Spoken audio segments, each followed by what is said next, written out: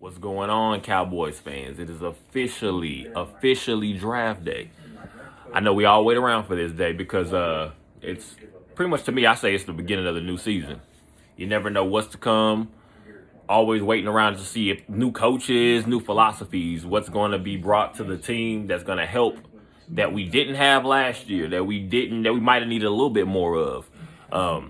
This is the beginning. This is that night. So we will also, let's see, I like to say, to be honest, this draft is so deep at multiple positions to the point that I don't believe there's one position that's honestly fully off the board, except I say maybe running back. I don't see us taking a running back first round unless just the right guy falls to the 26th position. Or you never know. If we stay there, if we go up, go down, wherever. But I believe this draft is wide open. I personally am a fan of the interior. I want to fix the interior. Work on that O-line. Work on the guard position. We saw what happened last year. Lots of injuries. Lots of guys that we like to believe we can count on, but we don't know if they're going to be out there. I love Tyron Smith. Been here for the long haul. But at some point, it's time to start looking for the future. We have to see. We see what Tyler Smith can do. He's a young guy. He's still developing. He has some bumps and bruises, but he played well for the most part overall. So I don't see another situation where we can kind of keep pushing it down the road. Of course, you let your veterans, your guys that have been here for so long, you still have your Zach Martins, guys that are always going to be there. The Terrence Steele has come back off injury. We'll see what he has. If he can stay healthy, we'll see if he can come back with that exact same production that he had prior to the injury.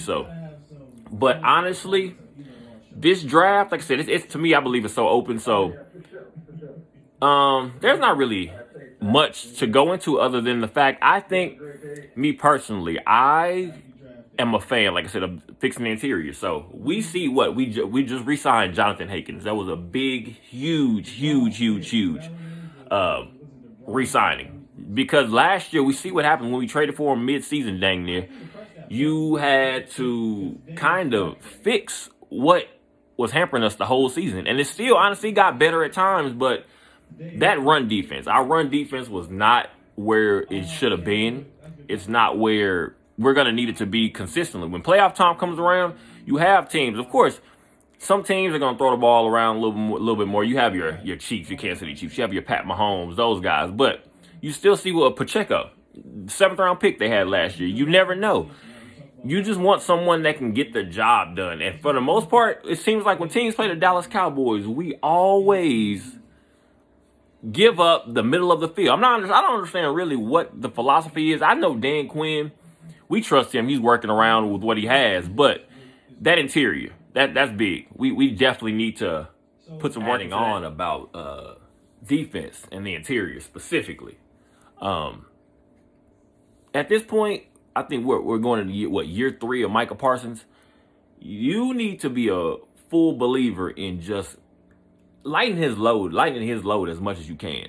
I believe if you're on the defensive coaching staff, you do not want to wear this man down to the point that he's taking on double teams, he's taking on triple teams, he's taking on being held, he's taking on the pulls, all those little nagging injuries that'll add up over time because he is undersized. Let's be clear. He's undersized. I believe in his rookie year, we moved him around a little bit more. He played a little linebacker. Sometimes he played down in the box, but then we put him on the line sometimes, of course. But we moved him around. I believe last year it felt more out of necessity, but we had other guys that kind of stepped up here and there and kind of made some flashes throughout the season. So you have your Dorrance Armstrongs, and you have, of course, Tank Lawrence. He's still as serviceable as he can be.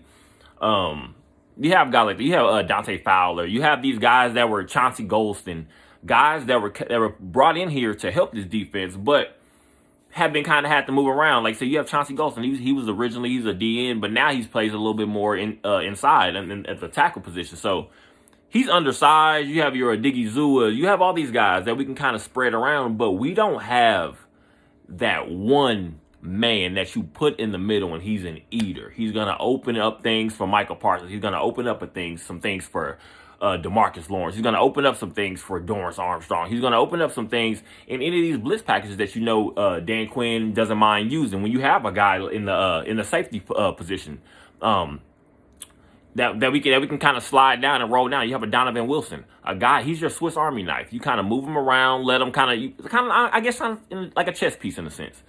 But I believe fully in this draft, like I said, I believe we need to go O-line or defensive tackle, specifically defensive tackle. You have a couple guys. There are a couple guys I would literally love to for us to get our hands on. You have a Mozzie Smith from Michigan, bigger human. And my thing is, when you're watching guys like this, you just want someone that is not afraid of contact, not afraid to get dirty, not afraid to take as many guys with them as he can, if it's possible, because that's what's going to open up things for, like I say, your big playmakers. And also, we all know when you get that pass rush going, that does nothing but help guys out in the back, like your Trayvon Diggs. You already know what he can be when the ball is in his area. Then you just added a guy, Stephon Gilmore. He's going to come in and take some, hopefully some pressure off on the other side. So now it doesn't feel like it's just an open gate to completions. And then, of course, now going into year 2, you have a guy like DaRon Bland. We didn't know what to expect from him, but he came in, made his plays, showed up, showed out. I mean, we couldn't expect more than that, especially out of rookie. A late round pick. What can you expect? Hopefully he can keep progressing, and we'll keep things going into year 2 for him. Prior to training camp and everything, so we can get this roster completely lined out. You have a Jordan Lewis coming off an injury. You have, like I said, you have many guys. We re-signed Leighton Vander Esch. He's not. At this point, we all know what Leighton Vander Esch is. He's not your flash linebacker that you're going to just see flying in the backfield, making these crazy plays. But what he is, he's a solid kind of, I guess, lunch pail worker. That's what you want to say. Go to work, get the job done as best as he can. Go home. Come on back next week. Or come on back tomorrow. That's what it is. So I believe we can open it up for guys like that. Now, let's be clear. Like I said originally, there are not many positions that I think are fully off this board. I don't see us, of course, I don't see us taking a quarterback. I don't see us taking anything crazy like that. But you do have guys in the receiver position that if they fall down to you, you would be hard-pressed to not at least take a look at them. Maybe, like I said, I'm a big fan. I'm a big fan of your Zay Flowers and guys like this. And then, of course, we're moving on. I'm not going to get too deep into all the other names that I believe are sleeper picks in this upcoming draft. But we'll see. Like I said, I'm a fan of fixing this interior, and then we'll work on through that. Like I said, this is a deep draft, so you're not going to have too many misses. Of course, like I said, every now and then, of course, when the draft starts going, it's the first round, you never know who's going to slip. You never know who's going to fall down to your position. You never know who gets close enough that you might literally have to talk about it and say, hey, should we make a move? Should we trade up? Should we trade down? Like I said, if it's somebody that we think we can get in a few picks and also help us out in the later rounds with retrieving more picks. So we'll see. Like I said, for starters, I want you guys to make sure you subscribe. Comment down below. Who do you think is going to be drafted? Who would you like for the Dallas Cowboys to take a look at this year? Who would you like to be added to this team, possibly in day 2? Just kind of keep things rolling. I want to start a conversation down low in the comments section. Let me know so we can see exactly if we're all on the same page around here. So, like I said, subscribe, comment, please share. For sure. Like I said, we're still just getting started. So I appreciate you guys, and go Cowboys.